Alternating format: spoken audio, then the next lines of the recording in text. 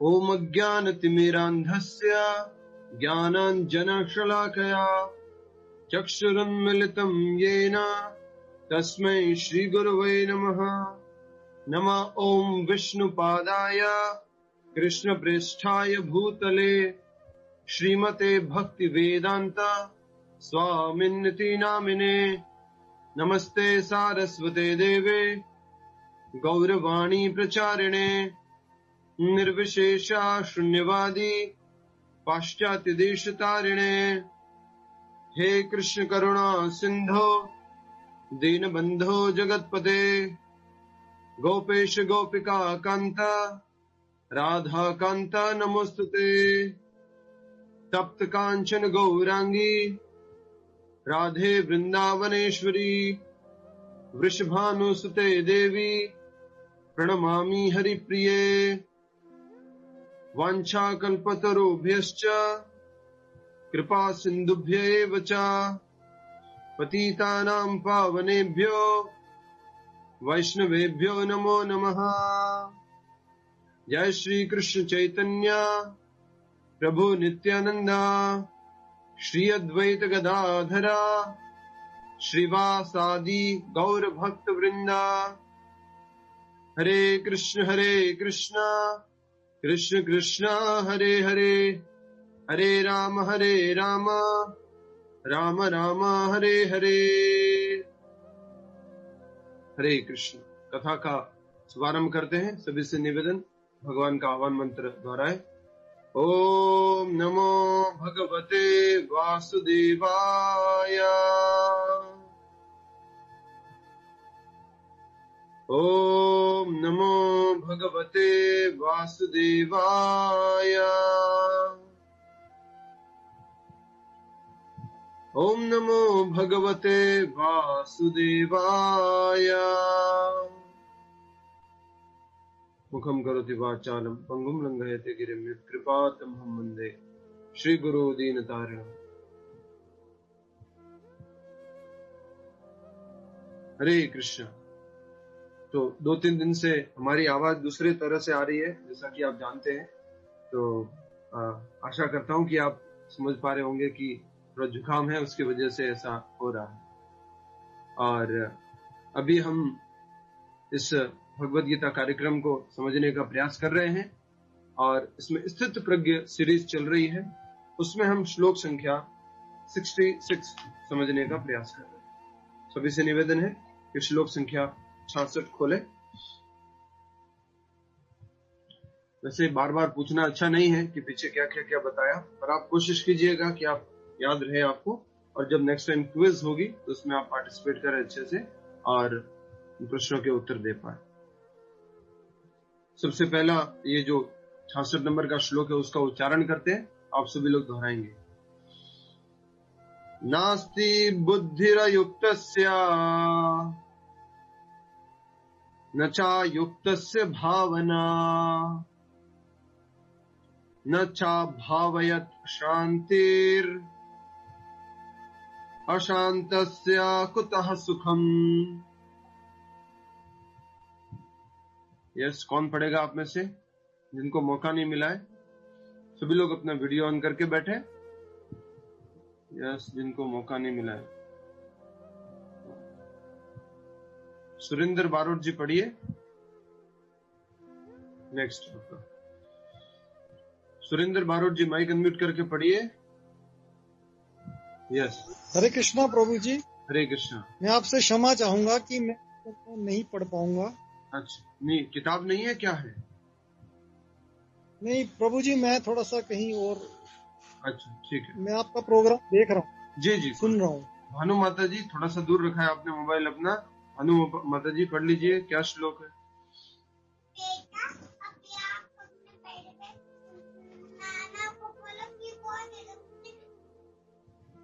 पढ़िए माता जी।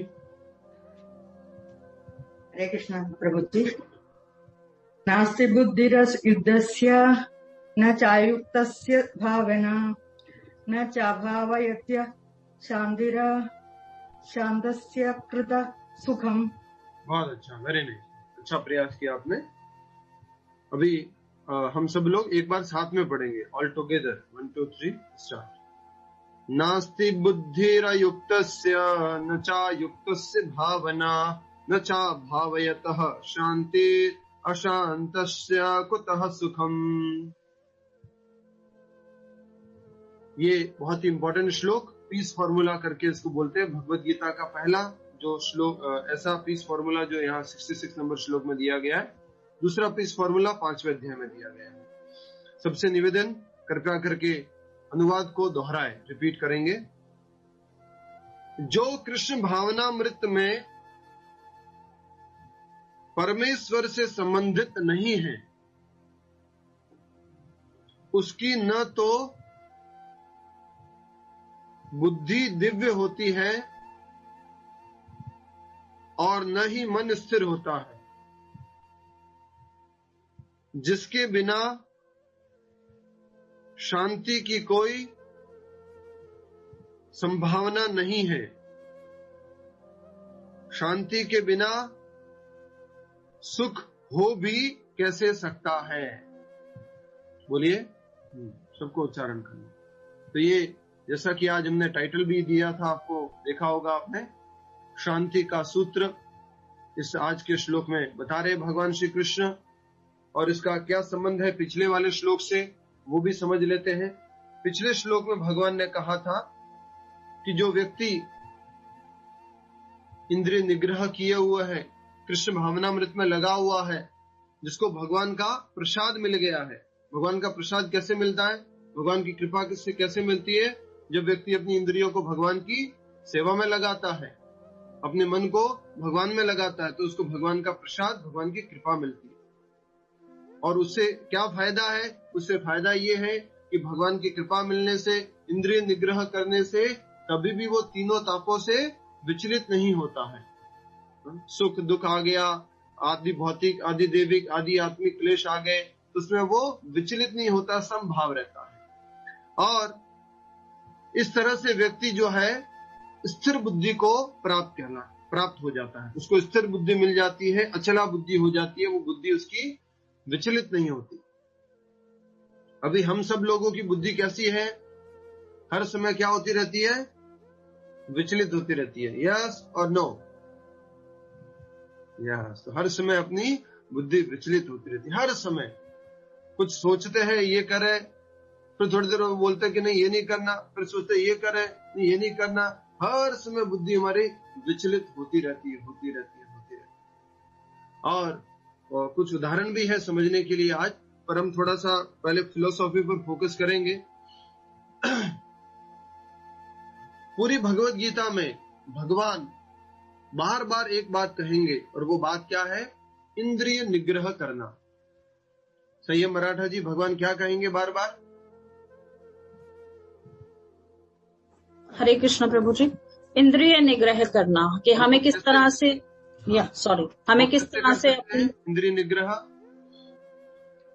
अपनी इंद्रियों को हम भगवान की भक्ति में लगाकर रखें, उनको नियंत्रण करके रखें। बेस्ट तरीका है इंद्रियों को भगवान की सेवा में लगा के रखना, टॉप मोस्ट तरीका। तो इंद्रिय निग्रह हो जाता है। इसके लिए एक छोटा सा उदाहरण दे देता हूं मैं सबसे पहले, इस बात को समझने के लिए। मान लीजिए एक 5 फन वाला सांप है, जो स्नेक है, 5 फन वाला है, और उसको एक व्यक्ति कंट्रोल करने की कोशिश करता है अपनी ताकत से। एक बार कंट्रोल कर रहा है, दूसरे फन को कंट्रोल किया, तीसरे को कंट्रोल किया, 5 को कंट्रोल कर दिया उसने। पर अचानक से क्या होता है? एक आध फन निकलता है और उसके ऊपर अटैक कर देता है। पर एक स्नेक चार्मर होता है, जो सपेरा होता है, वो कुछ मंत्र जानता है। वो मंत्र उच्चारण करता है, कुछ बोलता है, और उससे आप लोगों ने सपेरे के बारे में सुना होगा, बीन बजाता है। बट सपेरा मंत्र भी जानता है। आज भी बंगाल में ऐसे स्नेक चार्मर है, किसी को अगर सांप काट जाता है तो मंत्र बोलते हैं और धीरे धीरे उसका जहर जो है नीचे उतर जाता है। तो वो सपेरा क्या करता है? मंत्र बोलता है, और मंत्र बोलने से 5 के 5 सांप के जो हुड है, वो सर्प के सर है, वो कंट्रोल में आ जाता है। तो उसी प्रकार से हमारे पास भी 5 क्या है? हुड वाला सांप है। और वो क्या है? 5 इंद्रिया। बहुत ताकतवर है। इनकी ताकत हमने समझ लिया था पहले, याद है ना आपको? पुरंगा, मतंगा, भृंगा, मीना, पंचा, बिरेवा ही पंचा। तो बहुत ताकतवर है इंद्रिया, इनको कैसे कंट्रोल करेंगे? एकमात्र तरीका है मंत्र चैंटिंग करेंगे। हमारे पास भी मंत्र है, उस सपेरे के पास भी मंत्र है, हमारे पास भी मंत्र है, और हमारे पास कैसा है? महामंत्र है। हरे कृष्ण कृष्ण कृष्ण हरे हरे, हरे राम राम राम हरे हरे। इससे महामंत्र जब से हम कंट्रोल कर सकते हैं। पर आपकी जानकारी के लिए भगवत गीता ले लो, भागवतम ले लो, वेद ले लो, पुराण ले लो, शास्त्र ले लो, सब क्या बताते हैं? इंद्रियों को कंट्रोल करो, सेंसेस को कंट्रोल करो, उनको भगवान की सेवा में एंगेज करो, ये सारे शास्त्र बताते हैं।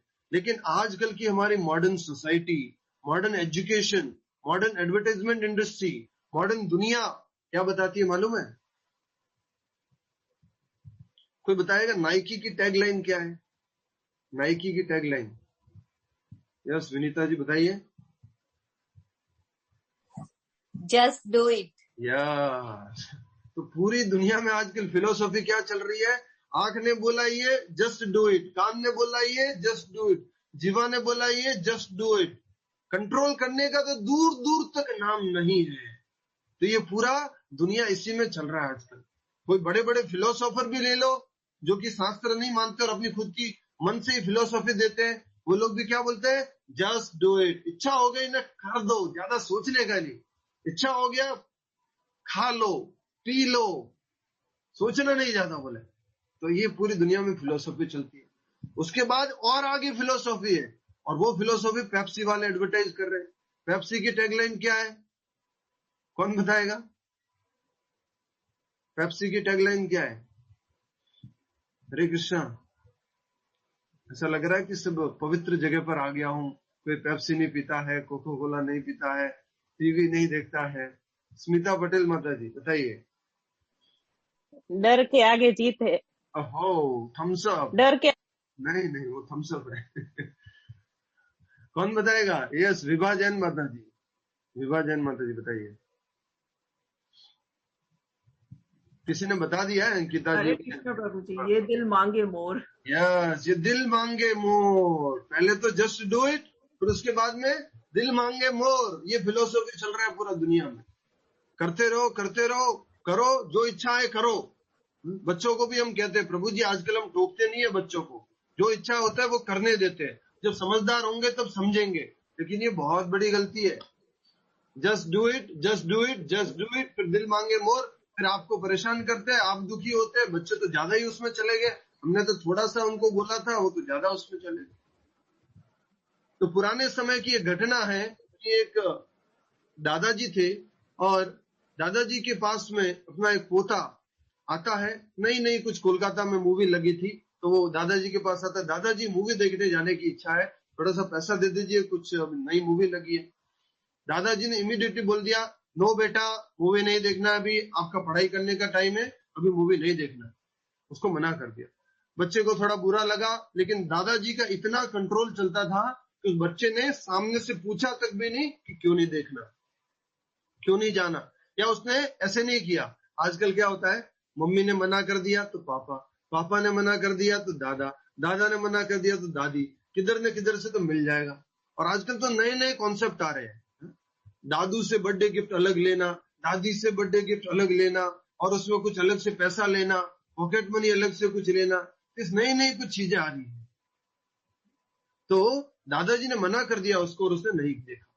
3-4 दिन बाद दादाजी उसको बुलाते हैं, बेटा ये लो पैसे, ये लो थोड़े एक्स्ट्रा पैसे, तुम भी मूवी देखने जाओ, तुम्हारा बेटा भी तुम्हारा फ्रेंड भी मूवी देखने जाओ तुम दोनों, और कुछ खाना है तो खा भी लेना वहां पर। उस टाइम में मूवी भी अच्छी शिक्षा वाली आती होगी, तो वो मूवी देखने के लिए जाने को बोला।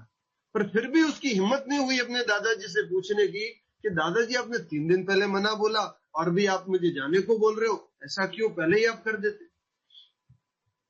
तो दादाजी को वो पूछ नहीं पाया। बहुत बड़ा पढ़ाई लिख करके ऑफिसर बन गया, आईएएस ऑफिसर बन गया इंडियन गवर्नमेंट में, वो बंगाल का कोलकाता का व्यक्ति। बाद में वो 20 साल बाद 30 साल बाद अपने दादा से पूछता है, दादाजी वो बचपन की बात याद आ रही थी, आपने मूवी देखने के लिए मना किया था, फिर 3 दिन बाद आपने बोले कह दिया था जाओ देख लो, थोड़ा एक्स्ट्रा पैसे भी दिया था, तो ऐसा क्यों किया था आपने? तो दादाजी ने बोला कि हमें जस्ट डू इट फिलोसॉफी नहीं अपनानी है। हमें कौन सी फिलोसॉफी अपनानी है? Just control it. अभी इमीडिएटली क्या करो? कंट्रोल करो। इमीडिएटली कुछ विचार आ रहा है, कुछ आ रहा है, कंट्रोल करो। इससे आपकी विल पावर बहुत स्ट्रांग हो जाएगी, बहुत ज्यादा आपकी जो है शक्ति जो है डेवलप हो जाएगी। तो तुमने 3 दिन तक नहीं देखा और तुमने मेरी बात को मान के रखा, तो ये जस्ट डू इट ना करके तुम्हें क्या करना होगा? Just control it. तो तुमने कंट्रोल किया, तुमने कुछ दूसरे तरीके नहीं अपनाए। मैं खुश हुआ तुम्हारे कंट्रोल से। तुमने 3 दिन तक कुछ नहीं ऐसा कुछ बोला, तो मैंने फिर तुम्हें उसको जाने के लिए कहा, मेरी इच्छा से जाने के लिए। जब तुम्हारे सेंसेस की इच्छा बहुत ज्यादा थी, मुझे देखना है देखना है देखना है देखना है देखना है, तब मैंने मना किया। बट अब थोड़ी कम हो गई है इच्छाएं, तो मैंने कहा जाओ, अब तुम्हें नुकसान ज्यादा नहीं होगा। अब तुम्हारे अंदर लाइफ में बहुत सारे प्रिंसिपल सीख जाओगे, धीरज रखना सीख जाओगे, टॉलरेट करना सीख जाओगे, और सहन शक्ति, क्या बोलते हैं उसको, विल पावर को हिंदी में क्या बोलते हैं? इच्छा शक्ति। तुम्हारी इच्छा शक्ति बहुत ज्यादा बढ़ जाएगी, जिसकी बहुत जरूरत है। तो इस प्रकार से ये पूरी भगवत गीता की फिलॉसफी जो है वो किसके ऊपर है? जस्ट कंट्रोल है। इंद्रियों को निग्रह करो। जीवा को निग्रह करने का सबसे सरल तरीका, भगवान का प्रसाद ही खाओ और कुछ मत खाओ। आंखों को भगवान का ही दिखाओ, कानों को भगवान के संबंधित ही सुनो, आसानी से कंट्रोल हो गया। और कुछ भी कंट्रोल करने के लिए अलग से आपको तपस्या करने की जरूरत नहीं है। आपको अपनी गाड़ी, अपना घर, अपना परिवार, अपना बड़ा सा टीवी, अपना एसी, अपना साउंड सिस्टम, अपना फोन, अपना टेक्नोलॉजी, अपना इंटरनेट, कुछ भी छोड़ने की जरूरत नहीं। वो सब रहेगा, लेकिन आप उसको कृष्ण की सेवा में एंगेज करें। आशा करता हूं जो इम्पोर्टेंट फिलोसफी है वो डिलीवर कर पाया मैं। अभी हम आगे बढ़ते हैं इसमें। आज के श्लोक में भगवान बता रहे हैं कि जो व्यक्ति शांत नहीं है उसको सुख कहां से मिलेगा। तो इसके लिए अगर हमारे होस्ट पॉसिबल है तो कृपया करके वो जो चैरियट वाली पिक्चर है, बड़ी वाली picture, 5 horses and chariot, and अगर आप है तो कृपया करके वो डिस्प्ले कर दीजिए एक बार। पॉसिबल हो पाएगा तो वो कर दीजिए। पहले एक बार और फिर से जब तक डिस्प्ले करते हैं, आप सभी से निवेदन है, अनुवाद पढ़ लीजिए। जो कृष्ण भावनामृत में परमेश्वर से संबंधित नहीं है। पिछला श्लोक अगर देखेंगे, हम पिछले 2 श्लोकों से देखे थे, युक्तस्य। स्वाति जी बताएंगे युक्तस्य का मतलब क्या है? युक्तस्य, युक्त का मतलब क्या है? कुछ लोग बहुत डरते हैं, मैं प्रश्न पूछता हूं इसलिए वो वीडियो ऑफ करके बैठते हैं। डरने का बिल्कुल जरूरत नहीं है। कोई आपके बारे में बुरा नहीं मानने वाला है कि इसको नहीं आता है, इसको ऐसा है और क्या कहेंगे लोग, बिल्कुल भी ऐसा नहीं सोचना है। यस, युक्तस्य का अर्थ क्या है? युक्त वैराग्य प्रभु जी। युक्त मतलब? युक्त मतलब सब कुछ प्रभु में मतलब ज्वाइन करके जो भी करे। युक्त का मतलब है ज्वाइन, जुड़ा हुआ। सो युक्तस्य, हमने अपनी इंद्रियों को, अपने मन को भगवान में युक्त कर रखा है, बुद्धि को भगवान में युद्ध कर एंगेज कर रखा है, उसको क्या बोलते हैं? युक्तस्य। तो यहाँ पर कह रहे हैं नास्ति बुद्धि अयुक्तस्य। समझने का प्रयास कीजिएगा। जिसकी बुद्धि अयुक्त है, भगवान में नहीं जुड़ी हुई है, उसका क्या होता है? न तो उसकी बुद्धि दिव्य होती है, भगवान में नहीं जुड़ी तो दिव्य बुद्धि नहीं होगी, दिव्य ज्ञान नहीं आएगा, और न ही मन स्थिर होता है। समझ पा रहे आप? बुद्धि भगवान में नहीं जुड़ी हुई है तो बुद्धि दिव्य नहीं होगी, भौतिक बुद्धि होगी। और फिर क्या होगा? मन भी कैसा होगा? स्थिर नहीं होगा। और मन स्थिर नहीं होगा तो क्या होगा? इंद्रिया भी कंट्रोल में, बोलिए, नहीं रहेगी। तो जिसके बिना शांति की कोई संभावना नहीं है। तो इसलिए हमें क्या करना होगा? अपनी बुद्धि को भगवान में युक्त करना होगा। जैसे युक्त करेंगे, मन भी नियंत्रित हो जाएगा और इंद्रियां भी नियंत्रित हो जाएगी। तब क्या होगी? शांति होगी, और शांति होगी तभी सुख हो सकता है। आश्वी जी डिस्प्ले हो पाएगा? Hare Krishna. Yes, very good. थोड़ा सा बड़ा कर दीजिए। सभी लोग देख पा रहे हैं? ये आपकी भगवत गीता में भी है, ठीक है? अच्छे से देखिएगा। अपने बच्चों को, भी ये समझाने के लिए बहुत अच्छी एनालॉजी दी गई है। ये एक तरह से थर्ड पार्टी एग्जाम्पल हो गया जो शास्त्रों से है। जब भी आप कोई भी बात रेफरेंस से बोलते हैं ना, उसमें पावर होती है, उसमें स्ट्रेंथ होती है। तो हमेशा रेफरेंस यूज करने की आदत डालो। जब भी बोलते हो, कुछ करते हो, रेफरेंस देते हो तो उसमें बहुत ताकत होती है, लोग उसको मानते हैं। ठीक है, तो यहाँ पर देख सकते हैं कि कौन बताएगा क्या क्या दिख रहा है इसमें? रेखा छिपा जी, आपको क्या क्या दिख रहा है स्क्रीन पे? बोलिए बोलिए। हाँ जी, इसमें 5 घोड़े हैं, रस्सी है,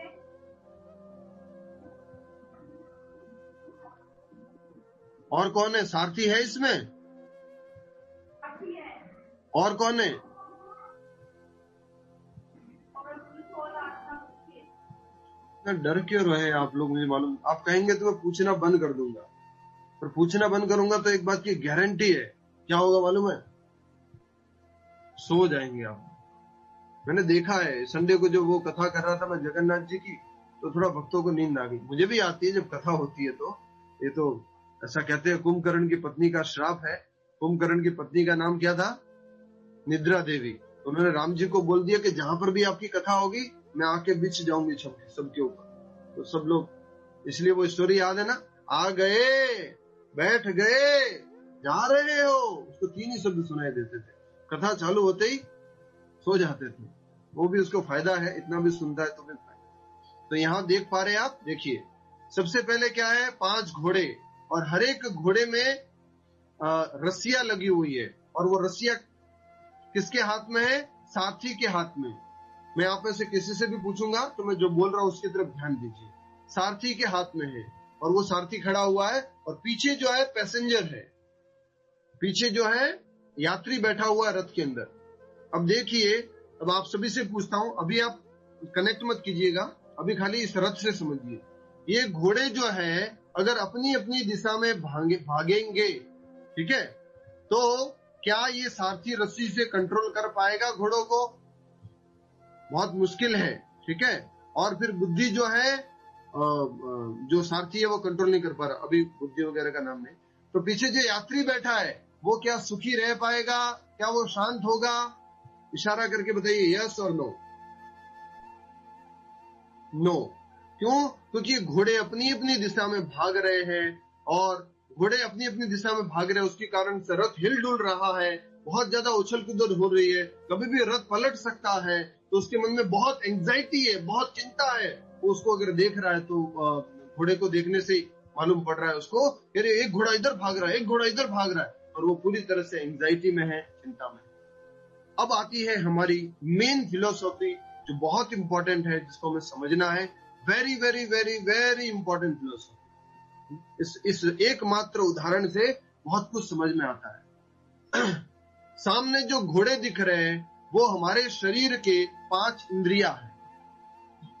इस पूरे रथ को, जो पूरा दिख रहा है ना स्क्रीन पे, इस पूरे रथ को हमारे शरीर से कंपेयर किया गया है। ठीक है, मैं पूछ लेता हूं आशीष जी, ये 5 घोड़े किससे कंपेयर किए गए?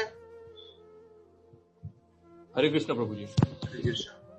ये हमारे ज्ञानेंद्रिय से कनेक्ट किए गए हैं। 5 ज्ञानेंद्रियों से कनेक्ट किए, वेरी नाइस। और मैं नेक्स्ट पूछता हूँ, लीना पटेल जी माइक अनम्यूट करके बोलिए, ये जो रस्सियां है ये किससे कंपेयर की गई है? माता जी माइक अनम्यूट करके बोलिए ना। रस्सियों, इंद्रियों को निग्रह करने के लिए बुद्धि। रस्सियां है मन। रस्सियां क्या है? मन। मन। मन। मन। मैं पहले भी बताया था, ये एग्जाम्पल आपको याद होगा तो, ये तो पहले भी डिस्कस कर चुका हूँ। इंद्रिया मन है कोई, पर आप बुरा मत मानिएगा अगर उत्तर गलत हो जाता है तो। कुछ लोग उत्तर नहीं देने की वजह से चुपचाप बैठे रहते हैं, उससे बहुत अच्छा है उत्तर देना। ठीक है, और ये हो गया मन जो कि रस्सियां है। अब बताएंगे आप में से भक्त अर्ना देवनानी जी, ये जो सारथी है वो कौन है हमारे जीवन में? बुद्धि।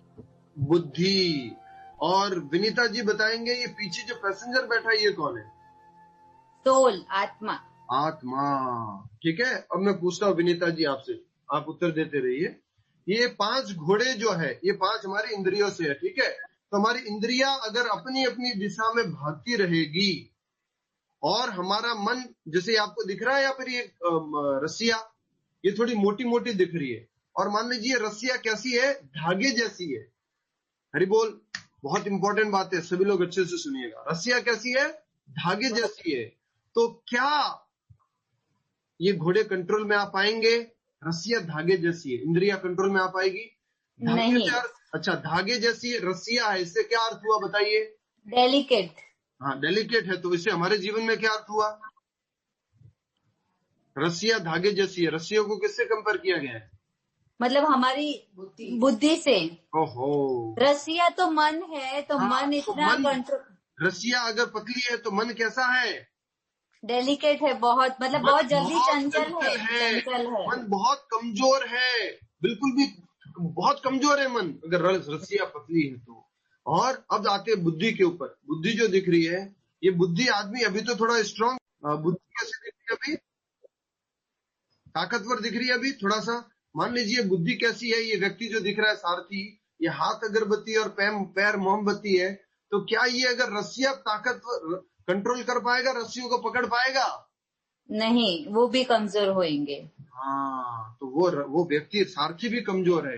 तो पूरी की पूरी इंपॉर्टेंट फिलोसॉफी यहाँ पर समझ में आती है, ठीक है। अभी एक और बात, ये रथ जो है, हरि बोल, सभी लोग हैं ना, सुन रहे हैं, ध्यान दीजिएगा। ये रथ जो है शरीर है, ठीक है, और हम क्या है? हम क्या है? आत्मा। आत्मा है। आप पैसेंजर, आप इस रथ में पहले नहीं थे। आपने क्या किया? आपको कहीं जाना था तो आप इस रथ में आकर के बैठ गए। आप रथ में आकर के बैठ गए तो आपने इससे अपने आप को परिचय करना शुरू कर दिया।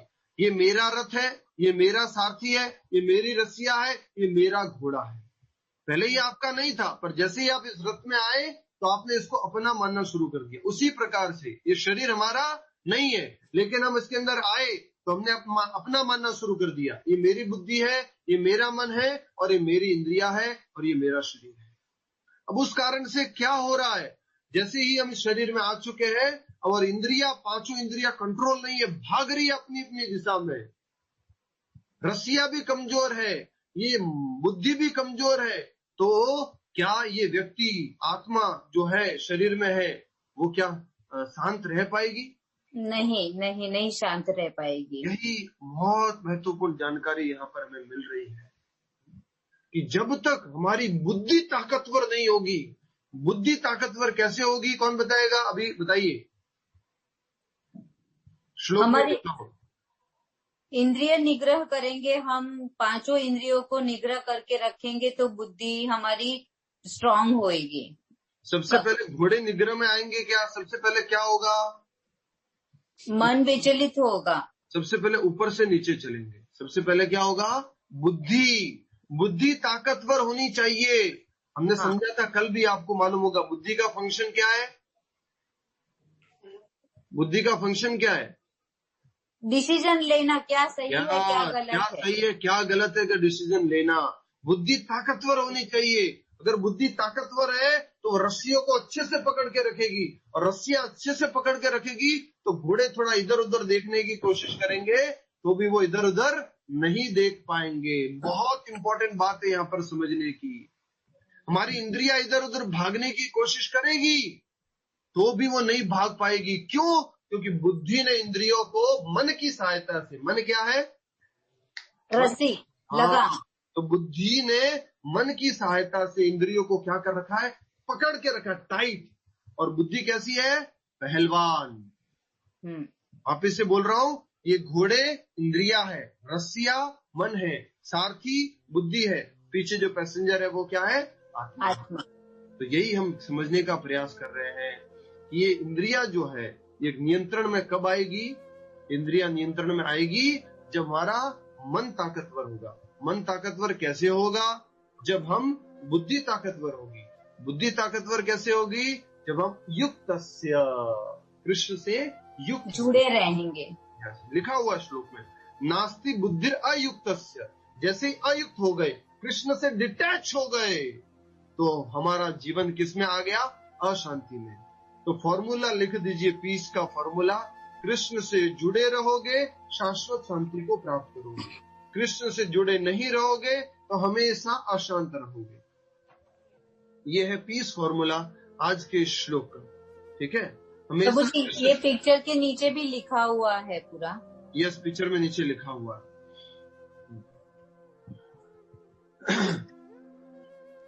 तो अब आता है हमारे सामने प्रश्न। वो सबसे पहला प्रश्न, बुद्धि को कैसे मजबूत करेंगे? गीता का निर्देश सुन करके। मन को कैसे स्ट्रांग करेंगे? हरे कृष्ण जाप करके। और इंद्रियों को कैसे निग्रह करेंगे? उनको भगवान की सेवा में लगा। लिख लीजिए, ये प्रश्न मैं कभी भी पूछ सकता हूँ आपको। बुद्धि को भगवत गीता पढ़ करके या फिर भगवत गीता सुन करके हम बुद्धि को मजबूत ताकतवर बनाएंगे। बुद्धि को ताकतवर कैसे बनाना या बुद्धि को कंट्रोल कैसे करना? ठीक है, by hearing Bhagavad Gita, listening Bhagavad Gita, reading Bhagavad Gita और वैदिक स्क्रिप्चर। देन माइंड को कैसे हम अच्छा बनाएंगे, स्ट्रांग बनाएंगे? बाय चैंटिंग हरे कृष्ण महामंत्र एवरी डे। और तीसरा, इंद्रियों को कैसे स्ट्रांग बनाएंगे शीतल जी? भगवान की सेवा से, सेवा करके। राधे जय जय माधव दही गड़बड़ हो गया, प्रश्न उल्टा पूछा मैंने। इंद्रियों को कैसे ताकतवर बनाएंगे? अरे इंद्रियों को ताकतवर बनाने की जरूरत नहीं है। क्यों? वो तो बहुत ज्यादा ताकतवर है। इतनी ज्यादा ताकतवर है कि विवेकी व्यक्ति के मन को भी अपनी तरफ खींच लेती है। इसलिए हमें इंद्रियों को तो ताकतवर नहीं बनाना है, क्या करना है? कंट्रोल में रखना है, कंट्रोल में करना है। वो कैसे होगा? आपने जो उत्तर दिया, भगवान की सेवा में लगा करके। जैसे कि अमरीश महाराज की कथा से हमने समझा था, आंखों को, कानों को, जिह्वा को, मन को, हाथों को, पैरों को, सबको भगवान की सेवा में लगा सकते हैं। ठीक है, मैं आपकी जानकारी के लिए एक बार फिर से पढ़ना चाहूंगा। आप में से एक भक्त पढ़ेंगे। अंशुमान जी पढ़िए, अमरीश महाराज ने जो बताया है उसको पढ़िए। अमरीश महाराज के बारे में जो कहा गया है 2 श्लोक पहले, श्लोक संख्या 61 में। हरे कृष्णा प्रभु जी। पढ़िए, सभी लोग ध्यान से सुनिए। राजा अम्बरीश ने अपना मन भगवान कृष्ण के चरण बिंदुओं पर स्थिर कर लिया। अपनी वाणी भगवान के धाम की चर्चा करने में लगा दी।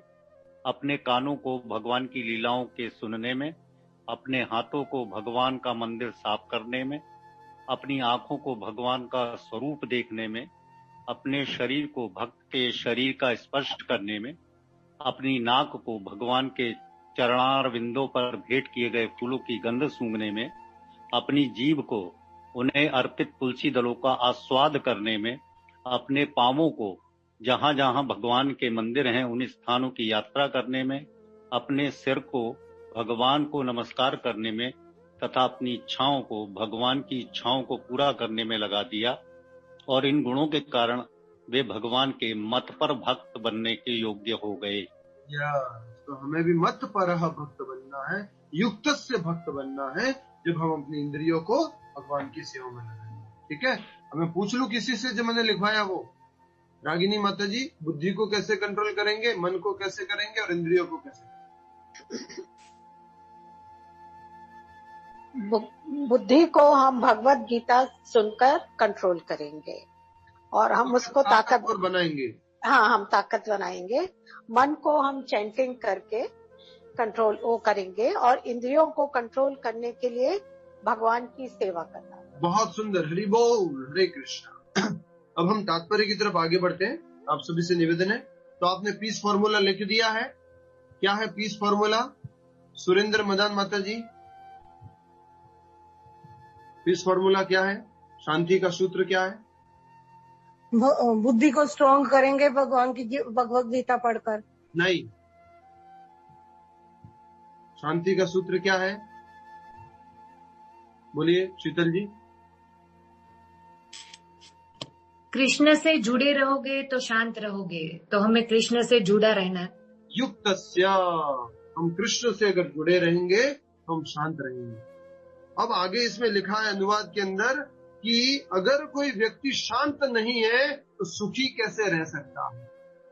समझ में आ रहा है? मन शांत नहीं है, ये मन शांत नहीं है तो हम सुखी रह सकते हैं क्या? ये घटना घट गई, वो घटना घट गई, ऐसा हो गया, वैसा हो गया, उसके कारण पूरा विचलित है, तो क्या हम शांत रह सकते हैं? बिल्कुल भी संभव नहीं। भले आप पिन ड्रॉप साइलेंस वाले रूम में बैठ जाना, लेकिन मन जो है अगर शांत नहीं है, सुख नहीं मिल सकता। ये हमें समझने की जरूरत है। आज आपको पीस फॉर्मूला मिला है। क्या गाड़ी सुख दे सकती है? क्या घर सुख दे सकता है? क्या पैसा सुख दे सकता है? परिवार वाले सुख दे सकते हैं? कौन सुख दे सकता है? जब हमारा मन शांत होगा, शांति में होंगे, तब सुख मिल सकता है। समझ में थोड़ा सा डिफरेंस है, शांति और सुख में डिफरेंस है। शांति स्टेट ऑफ माइंड है, सुख अनुभव है। सुख happiness is experience, Shanti is state of mind, जो इस तरह से अवस्था होनी चाहिए। ठीक है, अब हम आगे तात्पर्य की तरफ बढ़ते हैं। बहुत सारा बताने का है इससे संबंधित, लेकिन समय सीमा है, थोड़ा थोड़ा आगे बढ़ते रहेंगे। कृष्ण भावना भावित हुए बिना शांति की कोई संभावना नहीं हो सकती। कृष्ण युक्त से नहीं होंगे तो हम कभी भी शांत नहीं रह सकते, और कृष्ण युक्त से होंगे तो हम शांत रहेंगे, और शांत रहेंगे तो सुख मिलेगा। इसलिए कहा जाता है, पहले भी बता चुका हूं, कोई तन दुखी कोई मन दुखी। कोई तन से दुखी है, जैसे मैं थोड़ा सा दुखी हूं आजकल, ये कफ में परेशान कर रहा था 3-4 दिन। कोई तन दुखी कोई मन दुखी।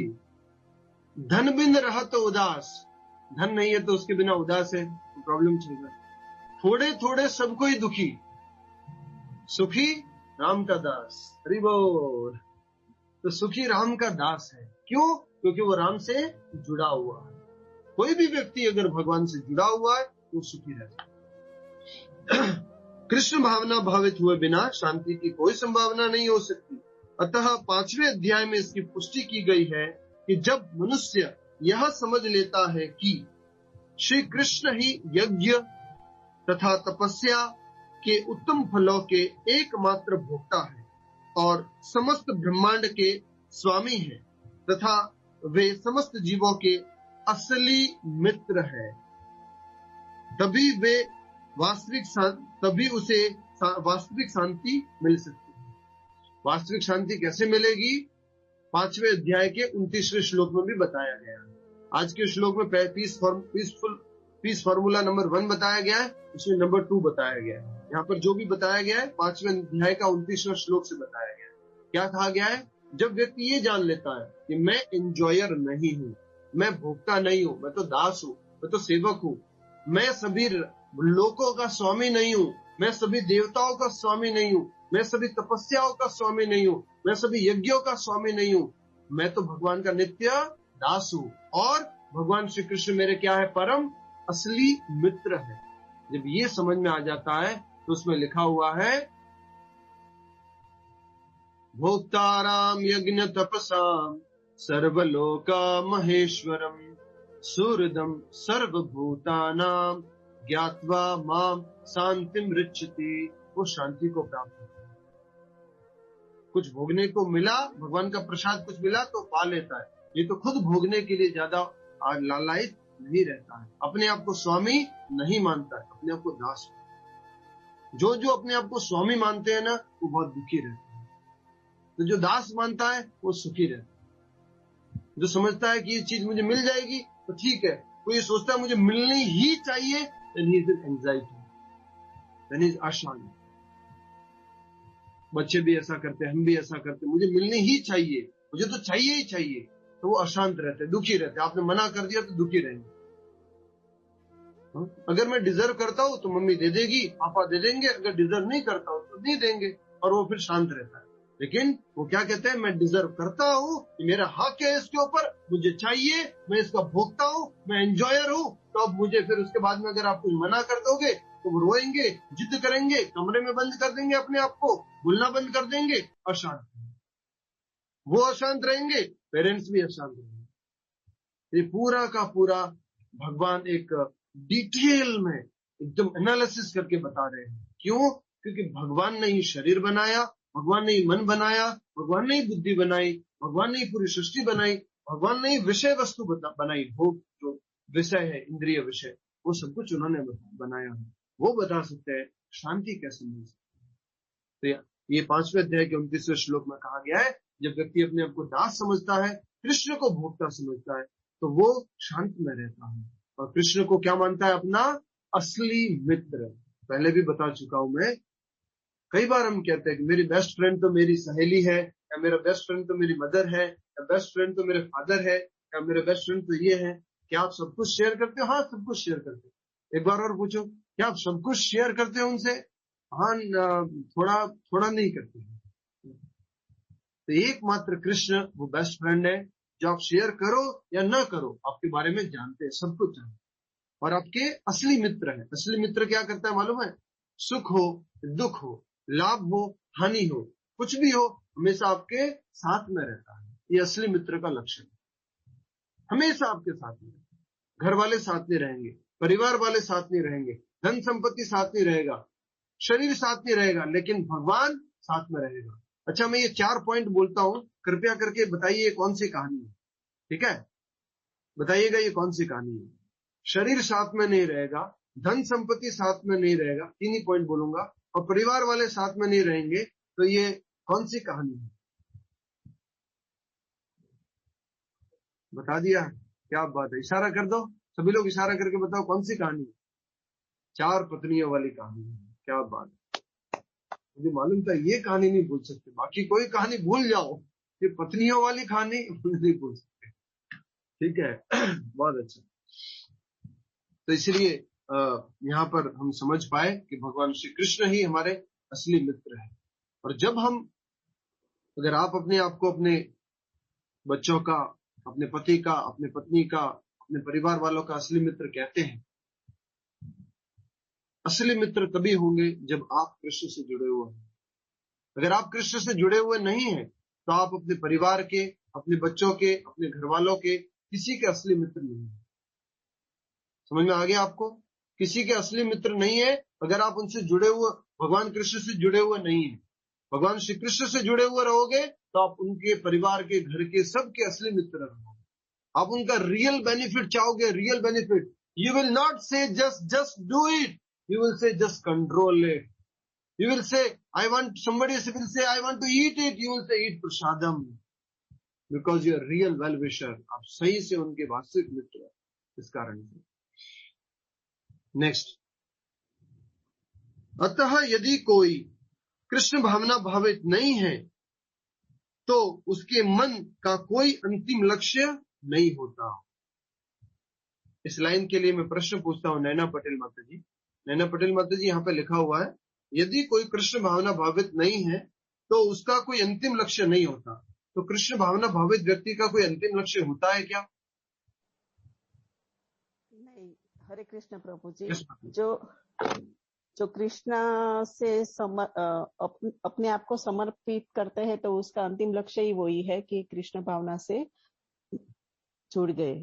तो कृष्ण भावना भावित व्यक्ति का अंतिम लक्ष्य होता है या नहीं होता? नहीं होता, मतलब वही उसका अंतिम लक्ष्य है। यस। और एक भौतिक व्यक्ति जिसका अंतिम लक्ष्य नहीं है, यहाँ पर कहा जा रहा है यदि कोई कृष्ण भावना प्रभावित नहीं है तो उसके मन का कोई अंतिम लक्ष्य नहीं है। मैं आपको बता रहा हूँ, गारंटी से बोल रहा हूँ, ये रिसर्च है हमारा, और I think times of India का रिसर्च था ये, आज से 11 साल पहले। माइक लेके सबके पास पहुंचे थे वो लोग। आजकल लोग ये प्रैंक वगैरह करते हैं, पहले थोड़ा अच्छा होता था काम।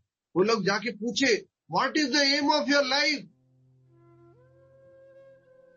मैं आपकी जानकारी के लिए बता देता हूं, 80% लोगों ने एम ऑफ लाइफ नहीं बता पाए, वो गोल ऑफ लाइफ बताए। Goal of life mean immediate गोल, मुझे भी थोड़ा इतना पैसा कमाना है, या ये घर बनाना है, या शादी करना है, या बच्चों को ऐसा कुछ करना है। गोल बता पाए, but what is the purpose of life, what is the aim of life, वो नहीं बता पाए।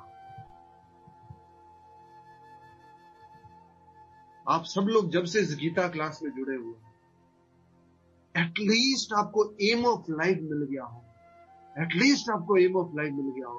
क्या? जन्म मृत्यु के चक्र से मुक्त, इस दुनिया में वापस नहीं आना, मोक्ष प्राप्त करना है। बाहर जाके पूछो आप किसी से, क्या आपको मालूम है क्या जीवन का लक्ष्य? बाहर छोड़िए, आप सभी ये गीता क्लास में आने से पहले अगर मैं ये जूम क्लास कर रहा होता और उसमें पूछा होता आपके जीवन का लक्ष्य क्या है, घूमना फिरना, और बोलते क्या बोलते हैं, तो प्रभु जी अभी तो स्विट्जरलैंड नहीं गए हैं, नेक्स्ट स्विट्जरलैंड जावानु छे और उसके बाद में फिर थोड़ा छोकरों ने शादी करवानी छे, ये सब वो सब जीवन का सारा लक्ष्य बता दे। ये जीवन का लक्ष्य नहीं है, ये छोटे छोटे उद्देश्य है, उद्देश्य और लक्ष्य में बनता है। तो आज हमारे को आप सभी लोग अगर एग्री करते हो तो प्लीज अपना हाथ खड़ा करके यस बोलिएगा कि हमें इस भगवत गीता की क्लास से एम ऑफ लाइफ मिला है, क्लैरिटी ऑफ थॉट्स मिला है। The aim of life is to achieve Krishna consciousness, to go back to Krishna, to go back to God and achieve मोक्षना। यस और नो? सभी से निवेदन करता हूं, mic unmute, sorry video on करके दिखा दीजिए जल्दी से, थोड़ी देर के लिए तो एक बार हाथ ही दिखाना है, पैर मत दिखाइए, हाथ ही दिखाइए, शक्ल भी मत दिखाइए, कोई बात नहीं, हाथ दिखा दीजिए, मुझे खुशी होगी। शक्ल मत दिखाइए, मुझे शक्ल नहीं देखनी, हाथ दिखा दीजिए।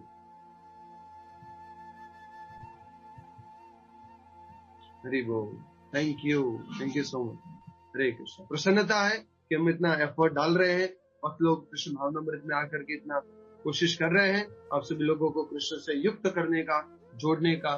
तो थोड़ा सा यहाँ पर सिम्टम दिखाई दे रहा है कि आप लोग इससे लाभान्वित हो रहे हैं, इसी में हमारी प्रसन्नता है। यही हम अपने गुरु को एक अपने गुरु दक्षिणा के रूप में देख सकते हैं। आज ही मधु पंडित प्रभुपाद जी अपने लेक्चर में बोल रहे थे, कल बोल रहे थे कि एक डिसाइपल क्या करता है, वो बाहर जाके बैगिंग करता है, भीख मांगता है, या तो गुरु के लिए धन वगैरह दक्षिणा वगैरह मांगता है, मंदिर वगैरह स्थापना करने के लिए, साथ में दूसरी भीख भी मांगता है। दूसरी भीख भी क्या मांगता है, कृपया करके आप जो है भगवद गीता पढ़िए, हरे कृष्ण महामंत्र का जप कीजिए। यही बार बार एक भक्त बोलता है। बहुत सारे लोग तो प्रभु जी से बात इसलिए नहीं करते क्योंकि फोन करेंगे तो पूछ लेंगे कि माला हो रही है कि नहीं, गीता पढ़ रहे कि नहीं पढ़ रहे, इसलिए बात नहीं करते। तो ये जो है बहुत ही खुशी की बात है कि हमें जीवन का लक्ष्य मिला है। और यहाँ पर समझ गए आपको, अगर इसको मटेरियल प्लेटफॉर्म पर समझे ना, मटेरियल प्लेटफॉर्म पर आजकल के जो मोटिवेशनल स्पीकर है वगैरह, ये भी वो लोग भी इस बात को उपयोग करते हैं। अगर आपका लक्ष्य नहीं है तो आप विचलित रहोगे। जीवन में कोई टारगेट ही नहीं है कि मुझे इतने 10 करोड़ रुपया कमाना है, या IIT क्रैक करना है, या मुझे ये कुछ करना है, तो आप बहुत विचलित रहोगे, क्या करोगे कुछ मालूम नहीं। तो ये टेम्पररी गोल्स के बारे में वो भी इस श्लोक का उपयोग करते हैं। तो इसलिए हमें हाईएस्ट गोल है to attain love of Krishna, to go back to Krishna, to free ourselves from cycle of birth and death, that is the aim of life. So यहाँ कहा गया है, यदि कोई कृष्ण भावना भावित नहीं है तो उसके मन का कोई अंतिम लक्ष्य नहीं हो सकता। मन की चंचलता का एकमात्र कारण अंतिम लक्ष्य का अभाव है। रिपीट, यहाँ पर आगे ही बात देखिए, मन की चंचलता, मन क्यों चंचल है, कोई पूछेगा तो एक उत्तर यहाँ पे मिल गया, लिख लीजिए, आप पेन में लिख लीजिए, मन चंचल क्यों है, उत्तर, मन चंचल क्यों है, उत्तर में लिख देंगे। फिर क्या है उत्तर, भड़ानी माता जी, उत्तर क्या है, भड़ानी माता जी, भड़ानी माता जी बोलिए। क्योंकि हमारा मन, हरे कृष्ण प्रभु जी, क्योंकि हमारा मन स्थिर नहीं है इसलिए। राधे जय जय माधव जय। पढ़िए, इसमें लाइन में क्या लिखा है, अभी जो लास्ट लाइन पढ़ी है वो हमने पढ़िए, क्या लिखा है, मन की चंचलता का लिखा हुआ है, साफ साफ पढ़िए ना।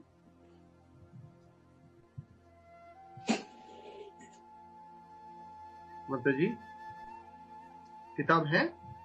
हाँ किताब है, पढ़िए ना माता जी, लिखा हुआ मन की चंचलता का,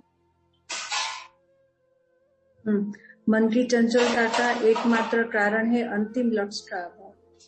उत्तर क्या हुआ? अंतिम लक्ष्य हमारा नहीं है इसलिए अंतिम लक्ष्य का अभाव। बच्चों का भी अगर लक्ष्य नहीं है तो मन चंचल रहेगा। उसी प्रकार से हमारा भी मन का अगर लक्ष्य नहीं है तो मन, जीवन का कोई लक्ष्य नहीं है, मन चंचल रहेगा। और चंचल मन में क्या होती है, आगे लिखा हुआ, मन की चंचलता का एकमात्र कारण अंतिम लक्ष्य का अभाव है। जब मनुष्य को यह पता चल जाता है कि श्री कृष्ण ही भोक्ता, स्वामी तथा सबके मित्र है, तो स्थिर चित्त होकर शांति का अनुभव किया जा सकता। और मन चंचल है तो शांति नहीं मिल सकती, जो श्लोक में लिखा हुआ है। सभी लोग श्लोक पढ़िए एक बार वापस से।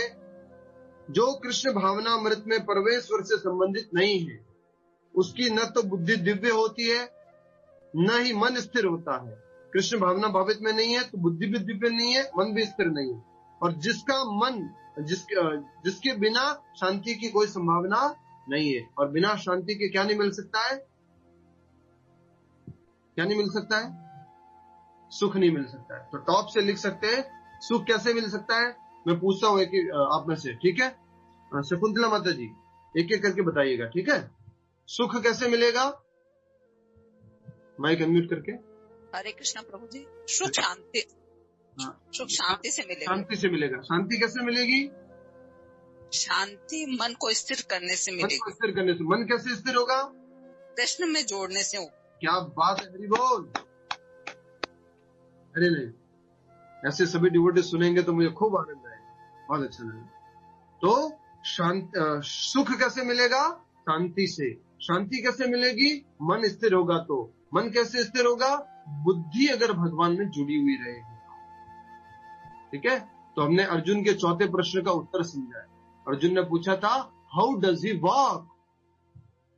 कैसे चलता है? मतलब अपनी इंद्रियों को भगवान की सेवा में कैसे लगाता है, इंद्रियों को कैसे एंगेज करता है। तो कैसे करता है? भगवान की सेवा में, ठीक है?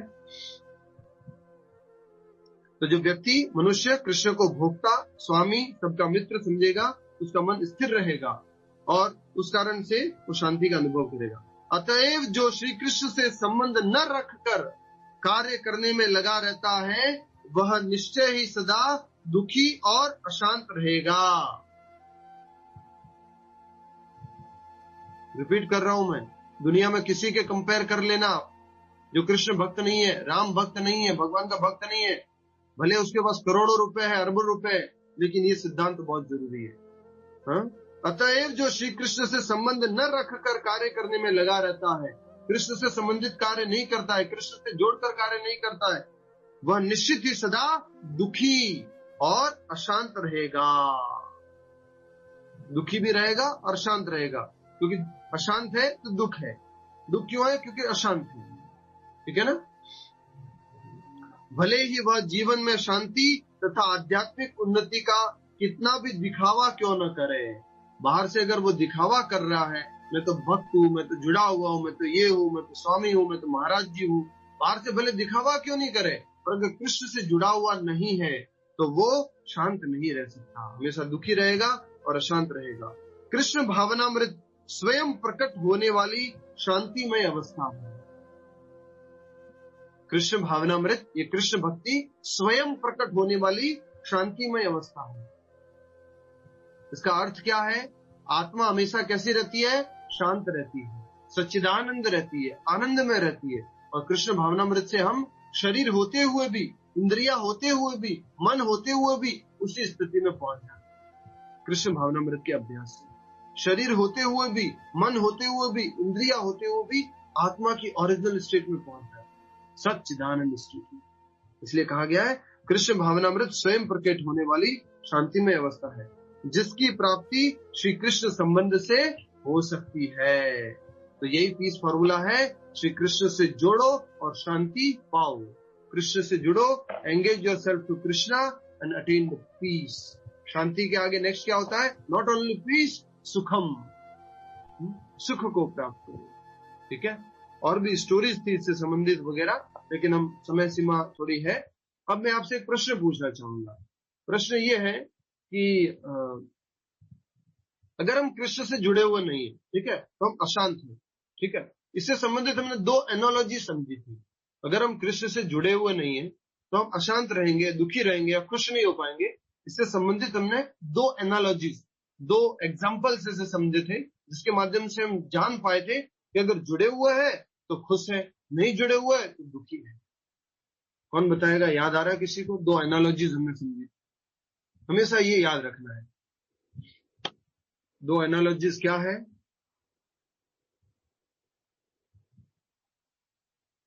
कोई ऐसे तो प्रयास कीजिए, थोड़ा तो प्रयास कीजिए, दिखाओ तो कीजिए ऐसे आंख बंद करके।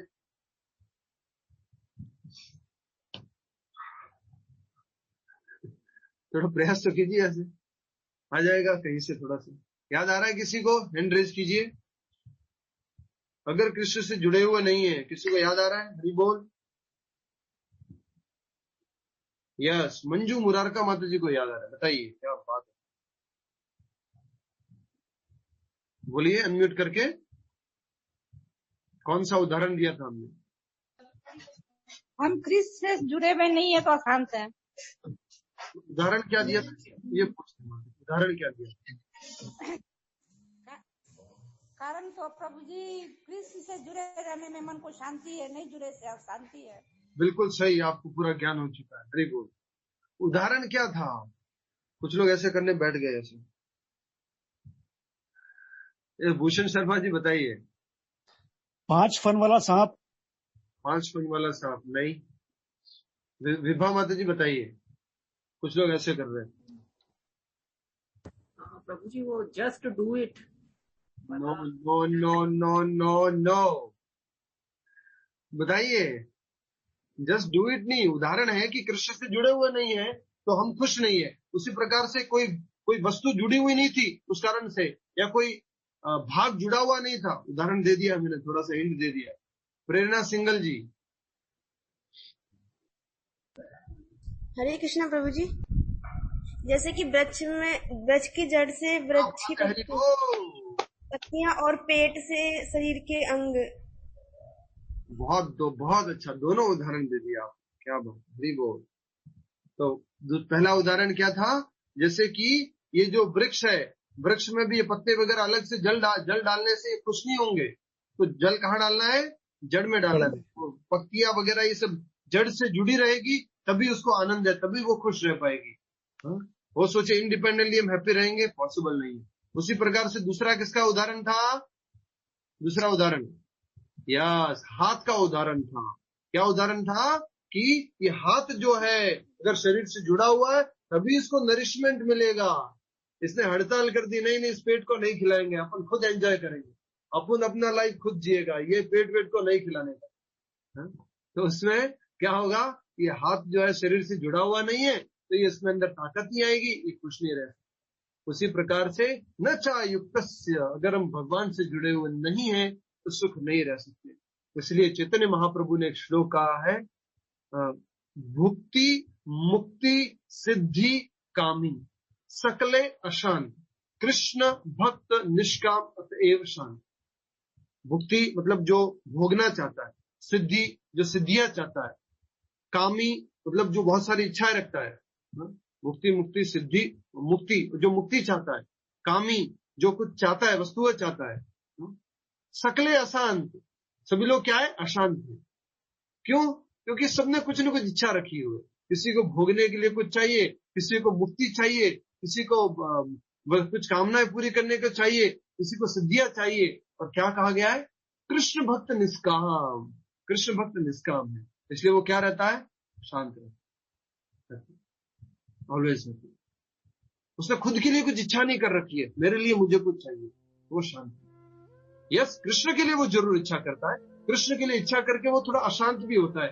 अरे वो 2-4 भक्त और बन जाते तो, थोड़ा हरे कृष्ण जप कर लेते तो, उनकी मृत्यु होगी उससे पहले वो कीर्तन कर लेते तो, थोड़ा भगवान को प्रसाद अर्पण करके भोग ले लेते तो, प्रसाद पाते तो भगवान को अर्पण करके। ये एंजाइटी लगी रहती है। थोड़ा मंदिर में अपने हार्ड एंड मनी दे देते तो उनका थोड़ा सा कल्याण हो जाता, उनका उद्धार हो जाता। मैंने 10वीं क्लास में जब कॉलेज में था तो एक प्रिंसिपल सीखा था, मैंने प्रभु जी को जाके चैलेंज कर दिया था। जो कॉलेज में था, प्रभु जी बड़ा मंदिर बना रहे जयपुर में, मैंने बोल दिया प्रभु जी को, प्रभु जी मैं बहुत अच्छे से इंजीनियरिंग पास आउट करूंगा, बहुत बड़ी कंपनी में नौकरी करूंगा, फिर मैं बिजनेस करूंगा और फिर आपके मंदिर जो है जल्दी से बनवा दूंगा। प्रभु जी ने बोला इससे ज्यादा इंपॉर्टेंट और कुछ है, और वो ये है कृष्ण भक्ति में जुड़ना और कृष्ण भावनामृत लोगों को जोड़ना और लोगों को इसकी सेवा में ले, और सब लोगों से थोड़ा थोड़ा कंट्रीब्यूशन लेना। तुम पैसे ले एक साथ लेके आओगे वो ठीक, सब लोगों से थोड़ा कंट्रीब्यूशन लेना। और उसके लिए क्या कहा मालूम है प्रभु जी ने? मंदिर तो बनेगा, भक्ति तो होगी, कीर्तन तो होगा, तुम जुड़ गए तो तुम्हारा उद्धार है, नहीं जुड़ गए फिर इसलिए उसने डिसाइड कर लिया जुड़ जाते हैं, बहुत हो गया तो पूरी तरह से जुड़ गए। हरे कृष्ण। आइए अब हम सब लोग मिलके भगवान से जुड़ जाते हैं नाम जप के द्वारा। कुछ भक्त लोग जैसे ही नाम जप जुड़ने की बात आती है चले जाते हैं। निवेदन करता हूँ कि मत जाइए कृपया करके, जब नाम जप होता है तो नाम जप कर दीजिए, ठीक है। यस। बुद्धि बलवान होगी तभी हम मन के द्वारा इंद्रियों को कंट्रोल करके कृष्ण परायण बन सकते हैं। यस, तो हमें क्या करना है? बुद्धि को बलवान करना है। प्रैक्टिकल पॉइंट बोलिए, नॉलेज ले लिया हमें अपनी बुद्धि को बलवान करना है। नेक्स्ट सुरेंद्र मदान जी। हरे कृष्णा प्रभु जी। प्रैक्टिकल पॉइंट लिखिए, आपकी डायरी भरेगी, कोई बात नहीं, लिखते जाइए, लिखने की आदत डालिए, खूब आनंद आएगा। हरे कृष्णा प्रभु जी। हरे कृष्ण। हमें अपनी बुद्धि को भगवान की सेवा में लगाना चाहिए। बुद्धि को भगवान की सेवा में, भगवान से जोड़ के रखना है। बहुत अच्छा। हरे कृष्णा प्रभु जी। हरे कृष्ण। प्रभु जी, कृष्ण से जुड़े रहोगे तो शांति मिल जाएगी। प्रैक्टिकल पॉइंट क्या है? ये तो हो गया नॉलेज, कृष्ण से जुड़े रहना। तो कृष्ण से जुड़े रहना प्रैक्टिकल पॉइंट, खाएंगे, ठीक है। हरे कृष्ण प्रभु जी। यस, रेखा मल्होत्रा माता जी बोलिए आप। हरे कृष्णा प्रभु जी। हमें अपनी बुद्धि को स्थिर रखना है और बुद्धि को चंचल नहीं करना, इधर उधर ध्यान नहीं करना, बुद्धि नहीं, मन को। चरणों में मन चंचल होता है, बुद्धि नहीं। मन को और मन कैसे चंचल नहीं रहेगा? जब उसको लक्ष्य मिल जाएगा। भगवान के चरणों में लगाना है, या भगवान के चरण रूपी लक्ष्य इसको देना इस मन को, तब जाके मन चंचल नहीं रहेगा। नेक्स्ट। हरे कृष्ण प्रभु जी। एक एक करके बोलिए। यस, रिवान माता जी बोलिए। मन चंचल क्यों है? जीवन का लक्ष्य नहीं होता है तब मन चंचल होता है, तो हमें कृष्ण बलराम रखना है मन को। मन को कृष्ण भावनामृत में लगाना है, जिससे कि चंचल नहीं रहेगा। बुद्धि की सहायता से मन को कंट्रोल करना है, तब जाके जो है हम शांति को प्राप्त करते हैं। नेक्स्ट। हरे कृष्ण प्रभु जी। जी। हमारे जीवन का लक्ष्य सिर्फ और सिर्फ श्री भगवान कृष्ण की सेवा कर परम धाम को प्राप्त करना है। जी, तो हमें जीवन का लक्ष्य कृष्ण को रखना है, ठीक है। नेक्स्ट। हरे कृष्ण प्रभु जी। हमारे असली मित्र श्री कृष्ण भगवान ही हैं, जिनके साथ हम अपने सुख दुख को बांट सकते हैं। प्रैक्टिकल पॉइंट सोच है। प्रैक्टिकल पॉइंट ये है कि हमारे मतलब की सब कुछ भगवान ही है, पूरी में मतलब। जी, बहुत अच्छा। माला मत कीजिए, जब प्रैक्टिकल पॉइंट डिस्कस हो रहे तो माला नहीं कर सकते, ठीक है, कोई बात नहीं। तो हम कह रहे थे कि बहुत बार आपको समझाया हूं मैं कि थ्योरी पॉइंट नहीं बताना है, प्रैक्टिकल पॉइंट बताया। तो प्रैक्टिकल पॉइंट क्या बनाना है? जीवन में हमें कृष्ण ही को मित्र मानना है और कोई वास्तविक मित्र नहीं है। कृष्ण और उनके भक्त वास्तविक मित्र क्या करते हैं? हमें हमेशा साथ देते हैं और आध्यात्मिक उन्नति की तरफ आगे बढ़ाते हैं, ठीक है। नेक्स्ट। हरे कृष्णा प्रभु जी। हरे कृष्णा प्रभु जी। हमें भोक्ता नहीं बनना है, हमें प्रभु जी का नित्य दास बन के रहना है। यस, हमें भोक्ता नहीं बनना, भगवान का दास बनना है। ये भी थ्योरी जैसा हुआ। तो प्रैक्टिकल क्या कहेंगे? हमेशा भगवान के प्रसाद को स्वीकार करना है, भगवान के लिए सारे कार्य करना है, सब कुछ कार्य भगवान को अर्पण करना है। भगवती जी, माइक कौन है आपका? नेक्स्ट। प्रभु जी, आज के सेशन में हमने सीखा कि हमें जस्ट डू इट में बिलीव नहीं करना चाहिए, बल्कि जस्ट कंट्रोल इट करना सीखना चाहिए। या जस्ट कंट्रोल इट करना सीखना चाहिए। वेरी नाइस, बहुत अच्छा। नेक्स्ट। नेक्स्ट कौन बताएंगे? बहुत सारे पॉइंट है आज, बहुत सारे पॉइंट। हरे कृष्णा। हरे कृष्णा। हमें हमारा लक्ष्य जीवन मृत्यु लक्ष्य होना चाहिए, जीवन मृत्यु से मुक्त होना चाहिए। हमारा लक्ष्य जीवन मृत्यु जन्म मृत्यु से मुक्ति का लक्ष्य मुक्त। Very nice. नेक्स्ट। हरे कृष्ण प्रभु जी। हरे कृष्ण। मन को कृष्ण के साथ जुड़ने से स्थिर होता है मन, और फिर सुख मिलता है और शांति मिलती है। बुद्धि कृष्ण से जुड़ती है, बुद्धि की सहायता से मन कंट्रोल होता है, मन की सहायता से शांति मिलती है और शांति से फिर सुख मिलता है। तो हमें बुद्धि को कृष्ण से जोड़ना है, ठीक है। बुद्धि को जोड़ना, मन को जोड़ना धीरे धीरे, अभी साधारण भाषा में एक ही समझिए, ठीक है। नेक्स्ट। नेक्स्ट। हरि बोल। बहुत सारे पॉइंट थे आज। हरे कृष्ण प्रभु जी। हरे कृष्ण। मेरा प्रैक्टिकल पॉइंट यह है प्रभु जी आज के श्लोक से कि यदि आप कृष्ण भावित नहीं हैं और कृष्ण से नहीं जुड़े हुए हैं तो आप किसी के वास्तविक मित्र नहीं हैं, और यदि आप कृष्ण भावित हैं तो आप सबके मित्र हैं। तो प्रैक्टिकल पॉइंट क्या है? हमें कृष्ण भावित होना है और कृष्ण से हर चीज को जोड़ना है। हम कृष्ण भावना भावित होके फिर मित्र बनना है। जी ठीक है, कृष्ण भावना भावित होकर के फिर मित्र बनना है, वो वास्तविक मित्र होता है। ठीक है, करेक्ट। नेक्स्ट। हरे कृष्ण।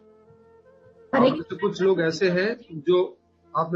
ऐसे हैं जिन उनके रिलेटिव भक्ति में थे और वो रिलेटिव जो बोलते थे भक्ति में आओ, तो आप उनसे भक्ति के संबंधित बात भी नहीं करते थे।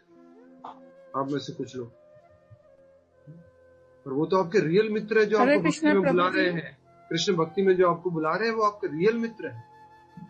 अब हमें समझ में आएगा, अब हम उनको धन्यवाद दे सकते हैं। हरे कृष्णा प्रभु जी। जी माता बोलिए। भगवान कहते हैं मयि अर्पित मनोबुद्धि यो मत भक्ता समय प्रिया। जो बुद्धि को मन को मेरी तरफ लगाता है वो मुझे बहुत प्यारा होता है वो भक्त। Very nice. तो हमें बुद्धि को भगवान में लगाना है। नेक्स्ट। हरे कृष्णा प्रभु जी। यस बोलिए जी। प्रभु जी आज ये समझ में आया कि हमारी समझदारी इसी में है कि हम समय रहते अपने आप को डिटैच कर ले और कृष्ण भावनामृत में लग जाए पूर्ण रूप से। यस, हमें अपने आप को कृष्ण भावनामृत में लगा देना। डिटैच होने से अर्थ है जो भी वस्तु है अपने घर में, सुविधा है, और भी कुछ धन संपत्ति जो भी है, उसको कृष्ण से जोड़ना शुरू कर दे। ये डिटैचमेंट, युक्त वैराग्य, मेरे लिए नहीं कृष्ण के लिए बस। हरे कृष्ण प्रभु जी। जब भी आपको कोई गिफ्ट देते हैं, जब भी आपको कोई कहते हैं, कुछ भी होता है, हमेशा उनसे पूछा कीजिए कृष्ण संबंधित कुछ दे दो। नेक्स्ट। हरे कृष्ण प्रभु जी। यस बोलिए। कृष्ण भावना भावित होने का सबसे बड़ा लक्षण है कि हमको दिखावा नहीं करना है। अगर हमें आध्यात्मिक उन्नति हो रही होगी तो वो लोगों को खुद देखने लगेगी, हमको बताने की जरूरत नहीं पड़ेगी। आज हमने ये सीखा, अगर हमारे गुणों में चेंजेस आएंगे तो लोगों को वो चीज दिखेगी, हमको दिखावा नहीं करना है।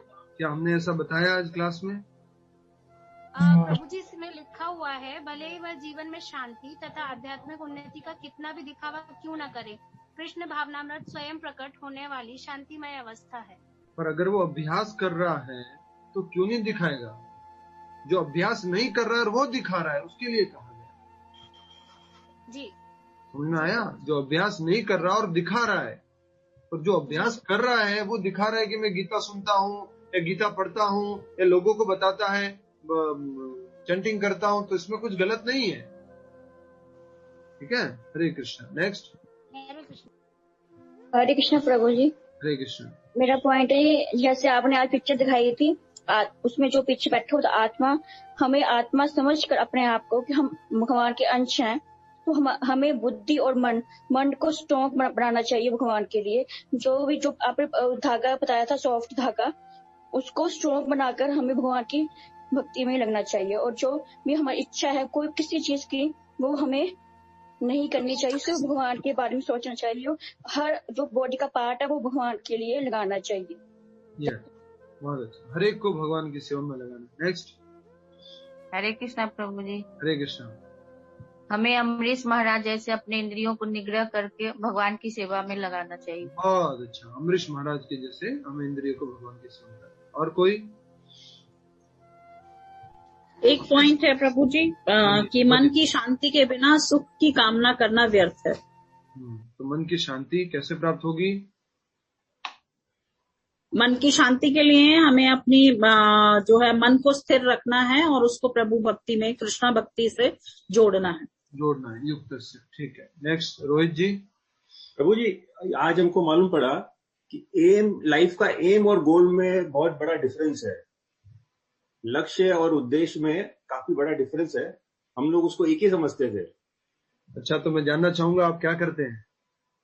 लक्ष्य, अभी तक हम लोग उद्देश्य में लगे हुए थे, लक्ष्य मिला नहीं था। तो आप इस बात से एग्री करते हैं? अभी आज पूरा दिमाग क्लियर हुआ प्रभु जी। आप प्रोफेशन वाइज क्या करते हैं? मैं ट्रेडिंग है प्रभु जी। ट्रेडिंग का काम है। इतना अच्छा व्यापार वगैरह आप कर रहे हैं, इतना समय हो गया, क्या पढ़ाई क्या किया हुआ आपने? ग्रेजुएशन किया, बीकॉम किया है प्रभु जी। देखिए, इतना सब कुछ हुआ, उसके बाद में भी हमें जीवन का लक्ष्य मालूम नहीं पड़ा। तो छोटे छोटे गोल्स मालूम पड़े थे, ये करना है, ये करना है। हमें प्रभुपाद जी के लिए बहुत कृतज्ञ होना चाहिए। हमें भी मालूम नहीं था जीवन का गोल, हमें किसी को मालूम नहीं था, इसे प्रभुपाद जी की कृपा से मिल रहा है हमें, और प्रभुपाद जी की कृपा भी भगवान की कृपा से। बहुत अच्छा आपने बताया और एक्सेप्ट किया कि यस, मेरे जीवन का कोई गोल नहीं था। ये acceptance is a big thing. Thank you. Hare Krishna. हरे प्रभु। और कोई लक्ष्य का प्रभु जी? हाँ जी बोलिए। हरे कृष्ण जी। लक्ष्य का अभाव होना मतलब मन का चंचल होना है, इसलिए हमें कृष्ण भावना वृत्त के तरफ जाना है, और जितना हम कृष्ण से जुड़ सके उतना हमारे लिए बढ़िया है। जी, तो इस तरह से कहेंगे लाइफ का एम कृष्णा, ठीक है ना। घर में फोटो लगा लो, कुछ लगा लो, लिख दो, मोबाइल में लिख दो, aim of life Krishna, aim of life back to God, lotus feet of Krishna, that is aim of life. उसके लिए हमें कार्य करना है। जब तक हमारा एम ही डिसाइड नहीं होगा, सोचिए हम क्या कार्य करेंगे। जो पाना है, मुझे IIT क्रैक करना है, तब तो पढ़ाई करोगे, 8 घंटा 10 घंटा पढ़ाई करोगे। जब एम मालूम पड़ गया कि मुझे भगवान को प्राप्त करना है, तो उसके लिए काम करना शुरू करो। बहुत जरूरी है। नेक्स्ट कोई प्रैक्टिकल पॉइंट रह गया है जो इम्पोर्टेंट है तो बता दीजिए। कृष्ण से जुड़ना तो बार बार आ ही रहा है, कोई और अलग से कोई प्रैक्टिकल। प्रभु जी, हमको अपनी बुद्धि को ताकतवर बनाना होगा। वो तो माता जी फिर आ गया ना, वही पॉइंट आ गया। कैसे बनेगी ताकतवर बुद्धि? श्री कृष्ण की भक्ति करके, चैंटिंग करके, भगवत गीता पढ़ करके। तो प्रैक्टिकल पॉइंट ऐसे लिख दीजिए, भगवत गीता पढ़ेंगे, भागवतम सुनेंगे, भगवत गीता सुनेंगे, हमारी बुद्धि बहुत स्ट्रांग बनेगी। बुद्धि स्ट्रांग होगी तो रस्सियों को होल्ड कर पाएगी, अर्थात मन को होल्ड कर पाएगी। मन होल्ड हो गया तो मन जो है, मन की सहायता से इंद्रिया कंट्रोल होता है, ठीक है। इंद्रिया तो बहुत पावरफुल है। और कोई प्रैक्टिकल पॉइंट?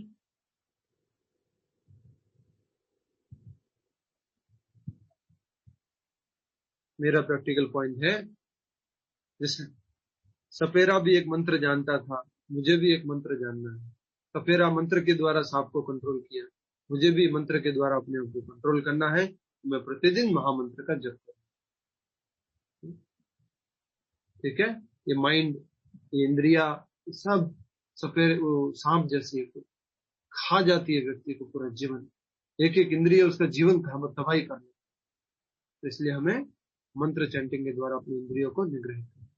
अब एक एक करके अपना प्रश्न पूछ सकते हैं, 1 by 1।